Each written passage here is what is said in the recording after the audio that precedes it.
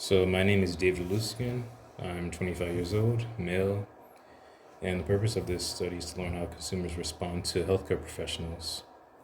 Today I'll be conducting an interview with, Joshua Henry, all right, state your age 25, and your gender, male, your ethnicity.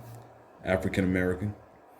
Okay, so please describe your experience with social media.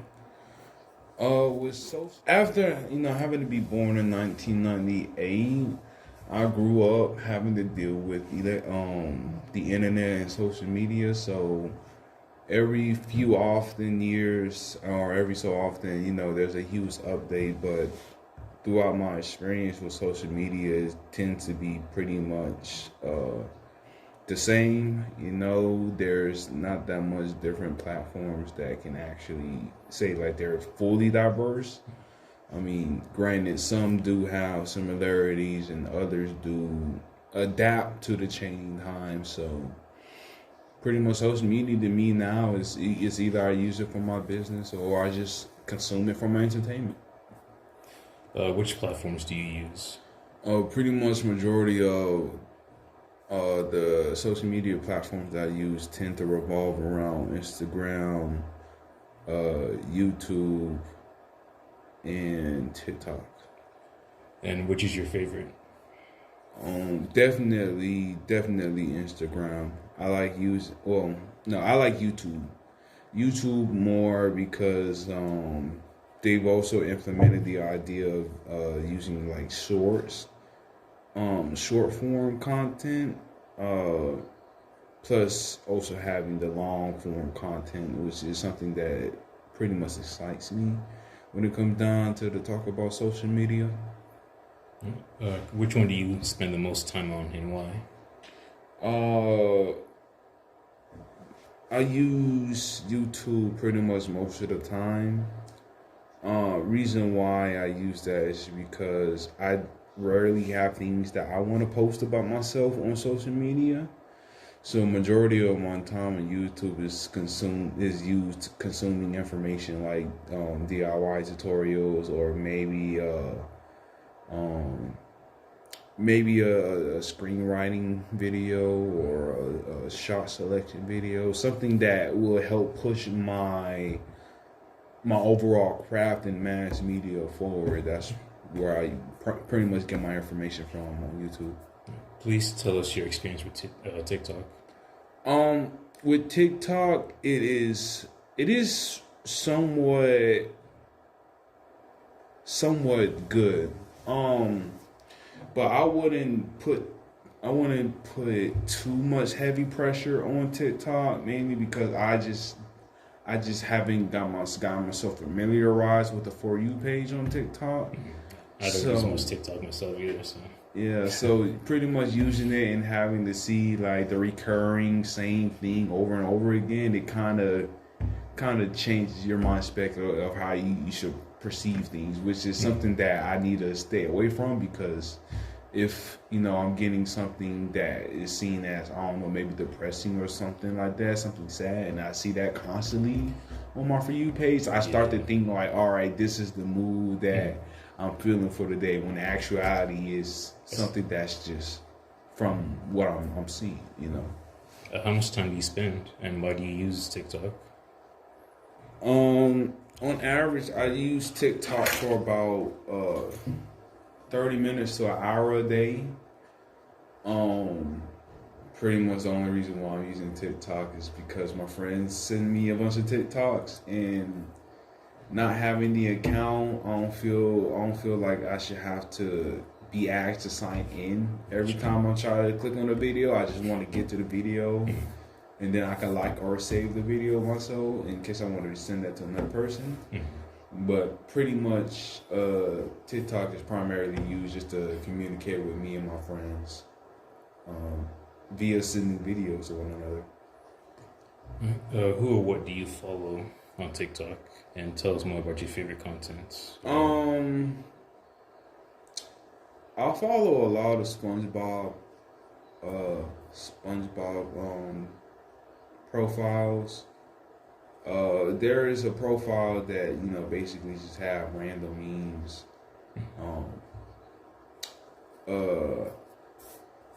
a current person that I'm having a relation, the person I'm currently in a relationship with, got me to follow one of her friends who she does live streams about every day, and I go on to have a little conversation, to try to see how her friend is, and then pretty much just continue with my day. Yeah, that's pretty much what I do. I also do follow a few doctors on TikTok. Just because sometimes we post random videos about things going on in the medical world that I have no idea about.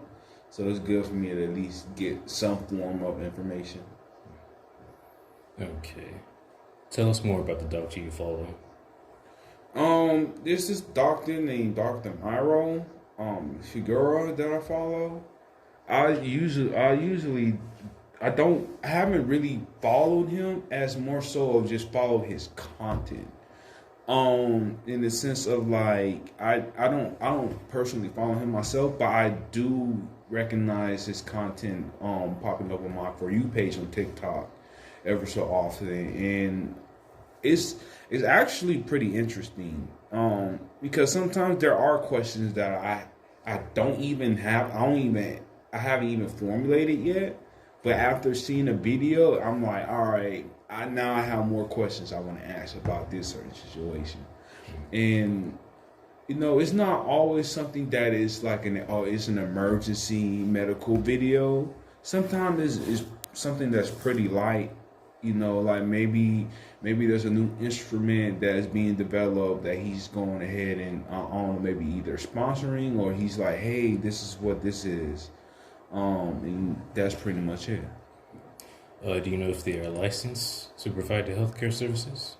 Do you know if they're licensed to provide healthcare services? I believe so. I believe he's an anesthesiologist. So I would like to at least hope that he's licensed, because I don't see why you would feel the need to become a fake doctor on TikTok. Okay. Can you give us an example of any post you remember? Any post? I remember he posted like this one 3D printed model of the muscle system, and he was explaining what that 3D model would be used for, which it was pretty exciting, because it almost looked it almost looked human, but it wasn't, so that was the last video I seen. So why do you follow the doctor, and what appeals to you in their content?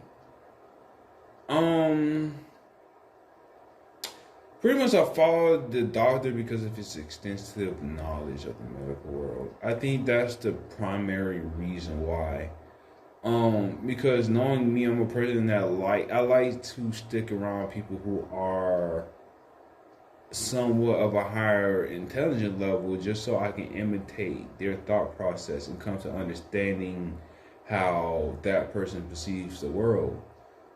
Through Dr. Myro's content, I can understand why he chose to be in the medical field. As like through each video or each post that he creates and shares, is somewhat draws you in because of his over enthusiasm to share the information of what's being shown.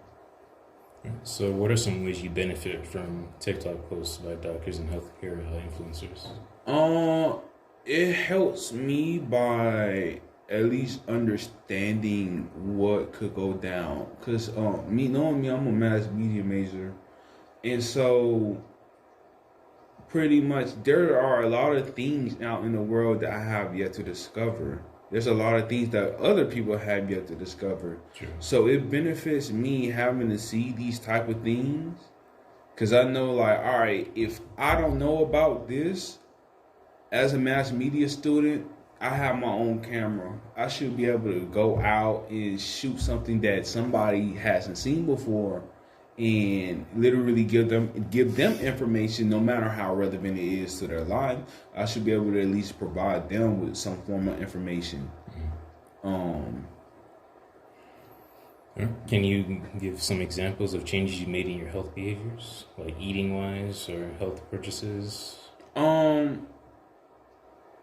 Based on TikTok. Based on TikTok, I started eating more actually. I used to form a bad habit of only eating once a day. And that's typically around nighttime.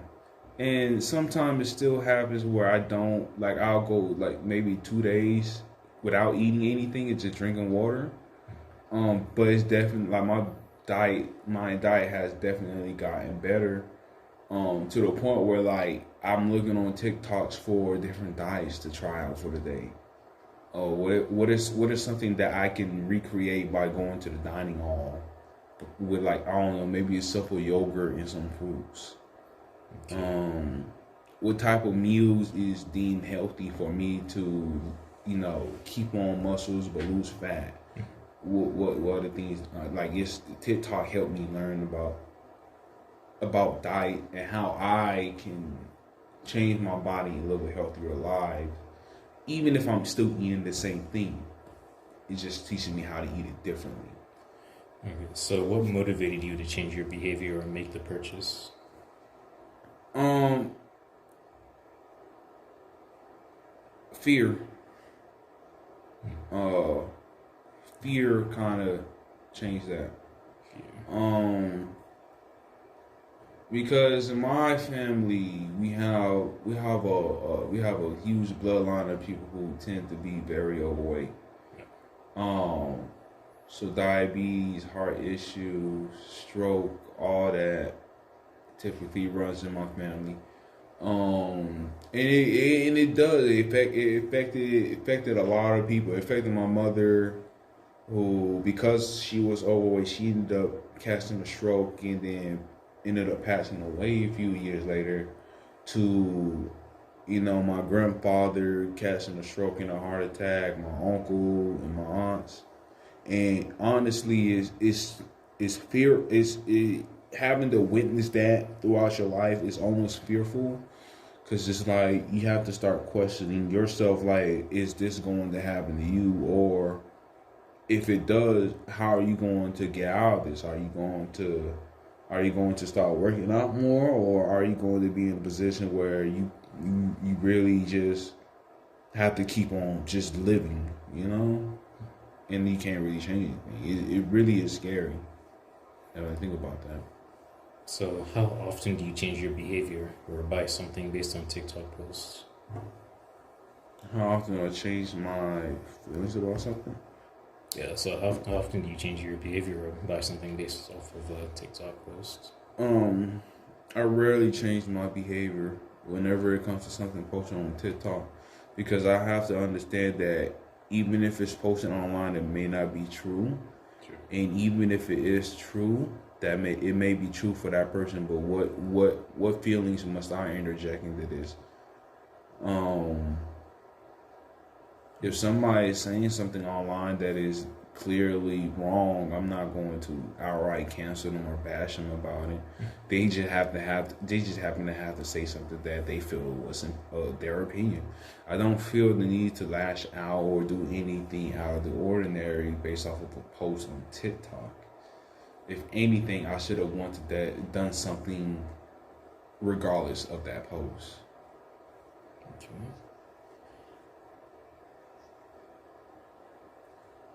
Okay, so are there other ways TikTok doctors or healthcare influencers on TikTok influence your decisions, your everyday life, or how you think about your health? Say that one time. Are there any other ways TikTok doctors or other healthcare influencers on TikTok influence your decisions, your everyday life, or how you think about your health?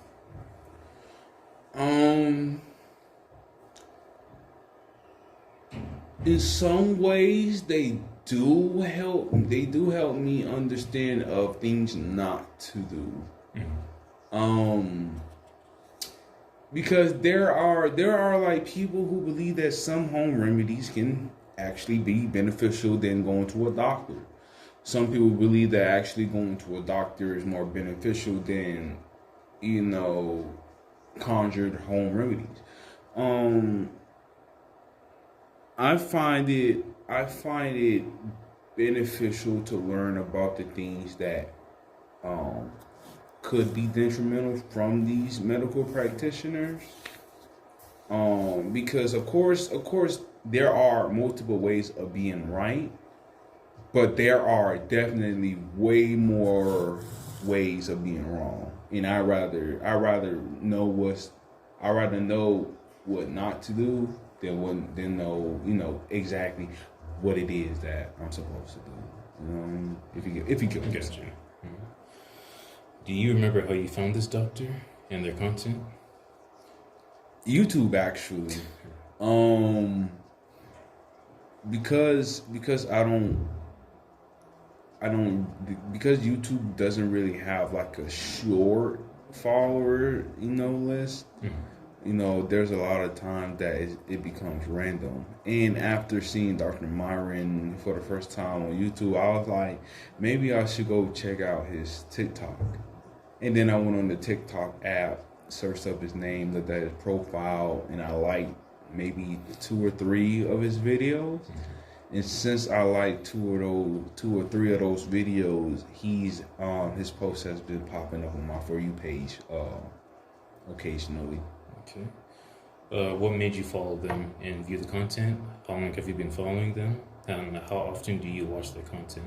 I've been following them for about a month, and the reason why is, again, he literally shows everything within the medical field, not just procedures or home remedies, but also new instructions, new items that can be brought to the world, new perspectives, new ideas of how to move forward with health and stuff like that. That's pretty much the main reason why.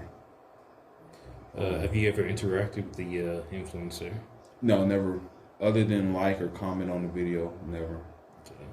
Okay. What makes you like a post by this doctor? What motivates you to interact with them beyond liking?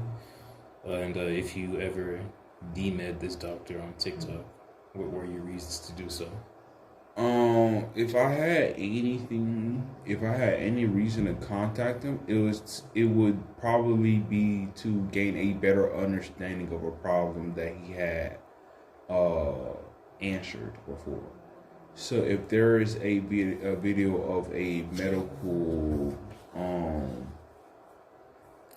don't know, maybe a medical allergy, or maybe a botched surgery or something. If there's something that I have a question about, regarding like the posts that he create, I would typically go inside the chat and ask him about the question.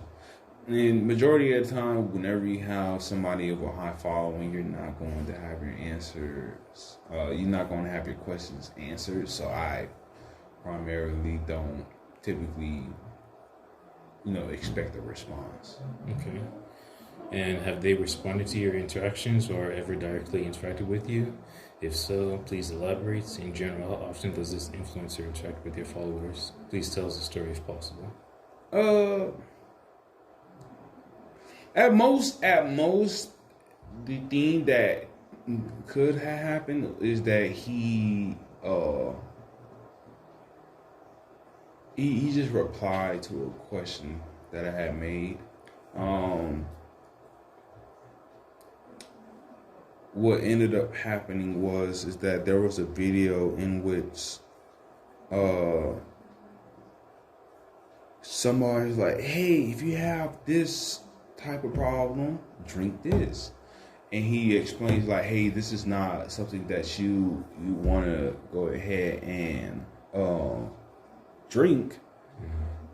Somebody in the comments say, hey, I don't think that's correct. I've been drinking this for some time, and this is what happened. I ended up coming into the equations when I started questioning the person's like, what's the benefits of them actually drinking said product of that video. And this caused a point in which Dr. Myro had to step into that own personal comment in the comment section, and elaborate more so on why he said not to drink it. And I was able to at least ask him a question that he answered a little bit later. I was like, if you don't want us to drink that, what do you recommend? He said you could try this, that. And yeah, like that's something that really excited me. You know, I got to talk with somebody that's famous on TikTok. You know, through the comment sections. That was pretty neat. Yeah. So when you think about this doctor slash influencer, how they present themselves on TikTok, how do you feel about them as a person? I feel like they do have a bubbly personality in person. Um, that's one that like they definitely do like to talk, and they definitely do have extensive knowledge of the field that they're in. I feel like if he wanted to, he could literally just go back to school and become a whole different doctor if he wanted to. But that's just basic how I think he would probably be. I don't know. He could be more quiet and reserved. Yeah. You know, social media changes people. I'm not really gonna sit here and try to determine what type of person you are off camera, because who knows? You're right.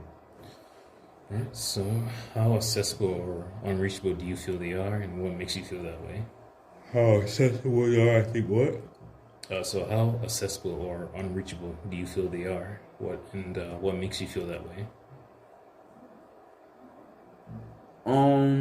I feel like they're pretty unreachable in the sense of like, because you have so many people that's already following you. Yeah, it makes sense. You would think like you would think that he would have somebody to at least have somebody contact. Now I wouldn't say that's the case. Like, who knows? Maybe it could be the opposite. Maybe because he have a lot of followers, but he have TikToks, a lot of people aren't contacting him because they feel like, all right, he's not going to respond back. However, like I do think that it is possible for him to reach out. I think what you will have to do is you have to be one of those people that just constantly text and just happen to be lucky enough for him to be like, all right, I see it. Let me get to you, and then there's another person asking the same type of question or a different question. Okay. Do you feel like you only like the content or not the person? Please tell us why or why not. Yes. Pretty much so, because like I said, like it's the content that drew me into him, not really much so the personality. In the sense that we're talking about doctors. Now, if it comes down to Dr. Umar, all right, Dr. Umar, I can go ahead and say yes, I like him for him because he is hilarious. In it of itself, no matter what topic it is, he is hilarious. So of course his content is already going to be carried by his personality. But for Dr. Myro, I feel like his content carries his personality. And it's not that his personality carries his content. Okay. Can you describe how you want to or not want to form a relationship with this influencer and how you feel about this relationship? I would like for him, like if I were to reach out to him, we would have to set up a way in which I can be a beneficial using my mass media degree. Whereas, like, if I can videotape him, or I can set up a podcast for him, or do something that gets me behind the camera and speaking with him in person about it, I think that'll be pretty fine. Okay. So, typically, how do you doctors on TikTok present themselves? Typically, doctors on TikTok, they either have the two sides. Either they're giving out some form of medical information about the videos that being presented, or they're either doing that, or it's the opposite side where you just see them dancing. Either way, it's either them having fun, or it's them having a serious moment, a serious learning or educational moment. So what do they wear in the videos? Primarily gowns, medical gowns. That's what a lot of them wear. Sometimes they would wear some type of aesthetics, like maybe a cap over a head or a mask, or maybe they'll have a glove on, but usually it's just their gowns that they're wearing. So, how do they act in the videos? Professionally, stuffy, casual, dancing, singing? Most of the time it's professional, where they're like, hey, it's like an outstanding professional personality. It's one where you can tell, like, hey, I'm casually telling you good information, you know. Where do they typically film their videos? Please describe the place: home, workplace, office. It had to be in outdoors. their homes. Okay. Most of the time, it's probably in their homes or in their office. They're not doing it out on the field. How do you feel about the acts, background, and story embedded in the content? Yeah. I don't feel any different. Because for me, it's like they're giving information. However, I do have to acknowledge the fact that there are some doctors out there who are posting content about their clients and basically breaking, human rights about, sharing information. And for those, I would say, no, they need to do something about their license, because, of course, you cannot just share everybody's confidential information. Of course. However, don't get it to the don't. I wish for the medical field to understand, like, they need to have, like, some rules and regulations regarding social media content. Because, of course, there will be one doctor that will go ahead and ruin the image for a lot of people. There can be one doctor that ruins the image for a company or a hospital in general, and that you don't want something like that. Like, you don't want to go to a hospital, and next thing you know, you're on the TikTok because the doctor is dancing in front of you. Meanwhile, you're in a stretcher, trying to figure out if you're going to live the next 10 minutes. You don't want that. True. You definitely don't want to you definitely don't want to set up an appointment at a hospital where, of course, there have been repeated cases of doctors not being professional in the workplace. Do you feel like these influencers choose themselves? No. I don't feel like these influencers choose themselves. I feel like yes, you do make the choice to become an influencer, but you don't make the choice of whether or not you're going to be popular. Of course. It's not up to you to determine how many views you get. It's up to other people. Of course, you can add elements to your video that will help you get more views, but at the end of the day, it's up to the viewers and how they want to go ahead and take in your post. Okay. Do you feel like this influencer is typically truthful? What makes you feel that way? I feel like they're truthful to a T. I feel like if it comes down to anything recently new about the medical field, in a sense of like maybe a new disease or anything, they could be just telling white lies. However, there are some doctors that have known to be untruthful, and that you should be watching out for. But for like the ones that I view, they tend to be truthful because it's actually talking about the video, not more so of like maybe a new discovery and how they think it should pan out. Like they don't really put in their opinions about something. They tell you the facts about what's going on, and that's it. How can you tell the difference between a truthful versus untruthful healthcare related post? A truthful post is one where it doesn't incorporate any opinions. If you can scratch opinions of both sides and lay out the facts, because you have to treat truthful posts kind of like politics, right? how does a person say it? In what tone do they say it? What flow do they say it? How are you going to determine what are they saying? Are they putting any parentheses? Are they putting any periods, any commas, any semicolons, any colons? What are they doing to go ahead and help? What are they doing to help portray what they're saying for the people outside? If they're doing a bunch of first person speech like I, oh, us, we, who is we? How can I trust your information? If you're telling me about a product and you're like, this is what it's used for.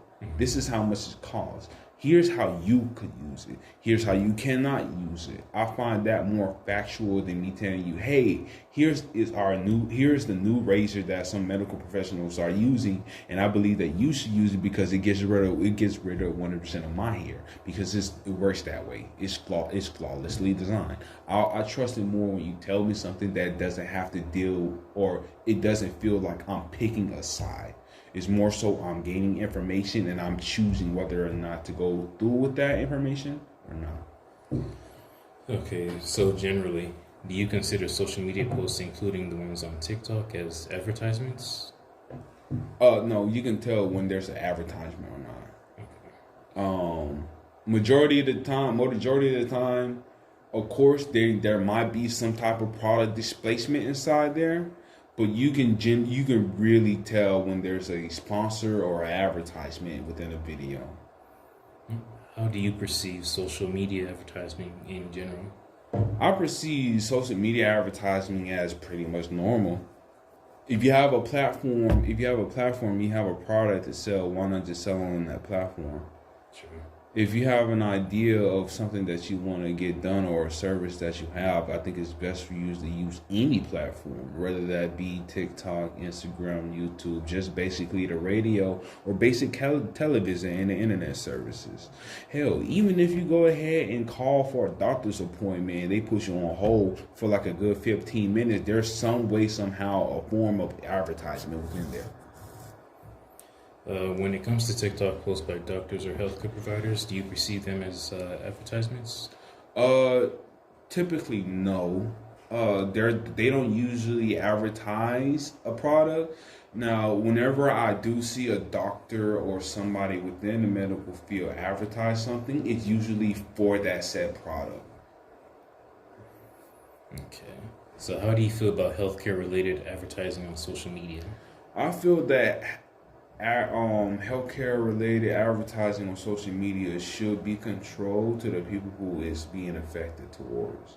So in a sense, it's like if the algorithm on my search bar is telling me that I'm looking for some type of remedy for a heart problem, I feel like advertisements should at least be catered to that moving forward. Now, if I don't have tuberculosis, so whenever I go and I see an advertisement that may speak about tuberculosis, it's not going to have an effect on me because I don't have it. If anything, if the only thing that's going to do is probably just going to get skipped. Okay. So, what are the benefits of the messages you receive from healthcare-related TikTok advertisements? And what do you believe could be the harms of messages you receive from healthcare-related TikTok advertisements? The benefits I receive, I say that you can see, that's been received is basically it's kind of tricky. It's more like a riddled better life. In a sense of like the medical descriptions and speech used by these doctors on social media can help be beneficial depending on if the person takes the information or not. Now, for some people, it's not going to happen. Where it's like, all right, they take this advice from this person and they get a negative outcome. I can't stop that. I can't stop them from giving them a positive outcome. However, I will say that if I were to go ahead and take some form of information and use it and it becomes beneficial, that's a good thing for me. On the other hand, it's a con for taking medical information because you're taking information from somebody that you never even done a quote from. they're just saying this on the internet. So how true can the word be? Only you can truly test out the word or the validity of that person's word and take it for what it is. Was it important for you to follow medical doctors who are demographically similar to you, for example, in age, race, and gender? No. In the sense, it's like for me, I care about my doctors, but I don't care. I care to the point that they take care of me and they know what's healthy for me, regardless of what age it is. If you can be a 13-year-old and you can be the best doctor there is, I don't care. If you can help me get right, that's all that I care about. What differences have you found in the TikToks of medical doctors based on their demographics, such as age, race, and gender? And please elaborate. If anything, as far as I see it, because we're in this new age where a lot of things are becoming PC, there are a lot of different races of people who tend to, speak out more. And when it comes down to the medical field, like, there has not really been that much of a change in demographic. I mean, of course, there are medical professionals that are reaching out and using it, but there's not that much of a difference between when we were using social media and we weren't, as far as like demographics around. If anything, it just shows that there are more people who have knowledge of different medical things that are willing to speak out, not more so about the race. So, does gender and or ethnicity have impact on your perception of what they do or how they present themselves on TikTok? Why or why not? Gender, yes. Race, no. Race, I don't care. As long as you give me the information, doesn't matter. Gender, however, does. And the reason why I say that is typically due to more so how they explain the information. Not to sound misogynistic or anything, but I feel like the female doctors who explain it in a way where it's very, very attentive. Comparing to the male doctors, sometimes they say in a more joking manner. And that's pretty much the only difference I see regarding gender, is just the way in which the information is being consumed and being sent out. Okay.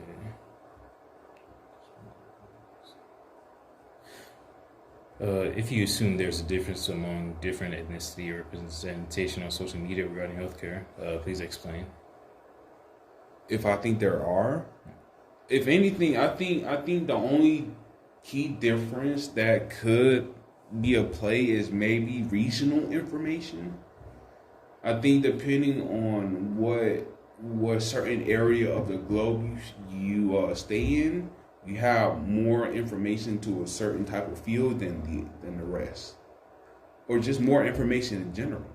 Because there are some doctors in South Georgia who may not know a whole bunch about the heart, but they do know a whole bunch about the lungs. There are specific places that have specific medical schools that I feel like it's a regional thing. Like, it has to deal with where you live and how much information is around where you live. Okay. So in general, would gender, age, and or ethnicity impact who you follow in the healthcare industry? Please explain why and be very thorough. No, it would not change. Because like I said, it's not about who you are, it's about what you bring that really gets to me.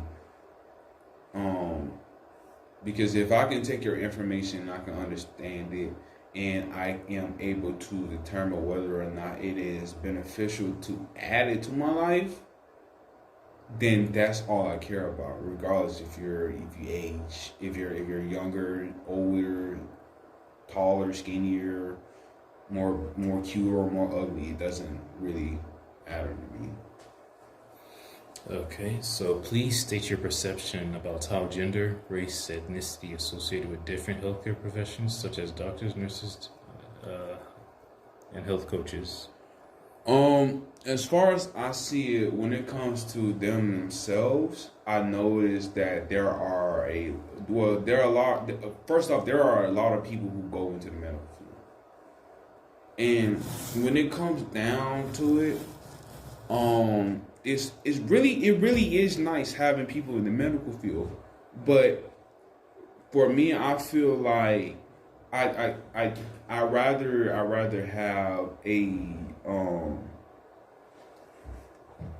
I feel like gender is a good difference.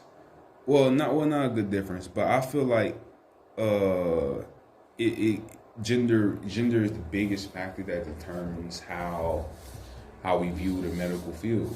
Um,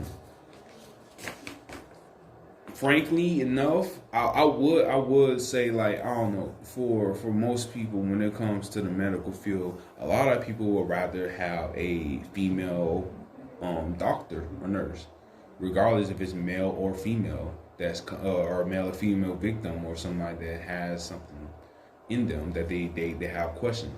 I think they prefer to have a female doctor because they feel like, all right, they feel like having that female sticks to the ideology of women nurturing and taking care of people.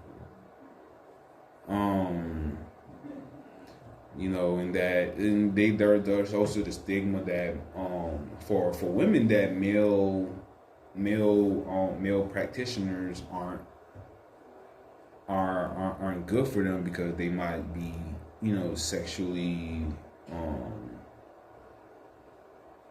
sexually curious about their clientele, you know.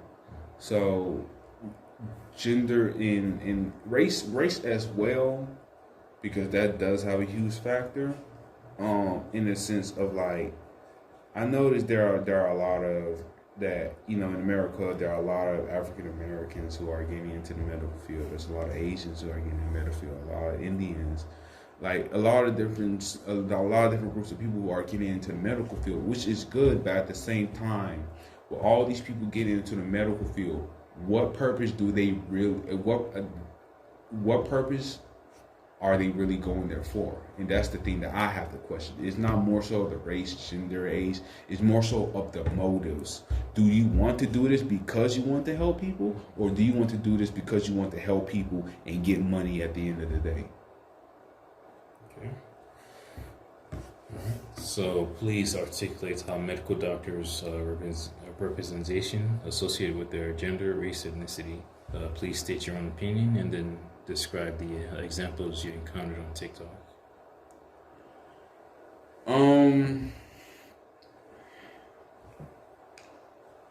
So for female TikToks, for female doctors, they typically tend to be overexcited about their information and usually are the ones to end up going to courtrooms for dancing and having their license revoked.